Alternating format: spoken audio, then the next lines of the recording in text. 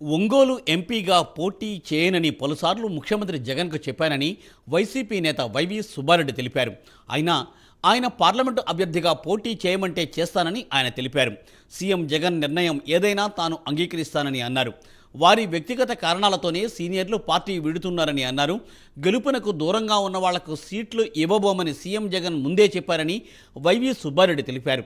షర్మిల కొత్తగా కాంగ్రెస్లోకి రావడం వల్ల తమకొచ్చిన ఇబ్బంది ఏమీ లేదని ఆయన వ్యాఖ్యానించారు.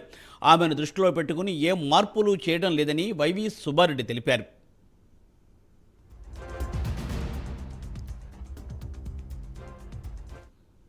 సీట్ల విషయంలో గౌరవ ముఖ్యమంత్రి గారు మొదటి నుంచి ఒకటే చెప్తున్నారు. 175 నియోజకవర్గాల్లో వైఎస్ఆర్ కాంగ్రెస్ పార్టీ అభ్యర్థులు అధిక స్థానాల్లో గెలిచే విధంగా రాబోయే రోజుల్లో మార్పులు చేర్పులు జరుగుతుంటాయి. ఇప్పుడున్న అభ్యర్థి కన్నా మార్పు చేస్తే ఇంకో సామాజిక వర్గానికి ఇస్తే లేదా ఇంకొక క్యాండిడేట్కి ఇస్తే ఇంకా మేలు జరుగుతుందని సర్వేల ఆధారంగా ప్రతి రాజకీయ పార్టీ చేస్తుంది.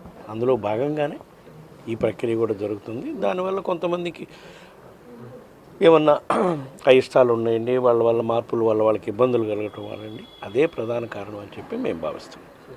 తప్పకుండా చేస్తారమ్మా. మొదట్లో ఒక 10 రోజులు 15 రోజులు నెల రోజులు కొంచెం వాళ్ళకి అనుకూలంగా ఉండే అభ్యర్థి ఇన్ఛార్జిగా రాలేదనో ఇప్పుడుండే ఇన్ఛార్జ్ మీద అభిమానం కొద్దిగా కొంచెం బాధ ఉంటుంది. అల్టిమేట్గా ఎలక్షన్స్లో మన ప్రభుత్వం రావాలి, మళ్ళీ మన క్యాండిడేట్ మళ్ళీ జగన్ గారు ఈ రాష్ట్రానికి ముఖ్యమంత్రి కావాలి, వైఎస్ఆర్ కాంగ్రెస్ పార్టీ అధికారంలోకి రావాలి అంటే జగన్ గారు ఇన్ఛార్జిగా పెట్టిన అభ్యర్థిని గెలిపించాలనేది ప్రతి కార్యకర్త ప్రతి నాయకుడు ఆలోచిస్తారు.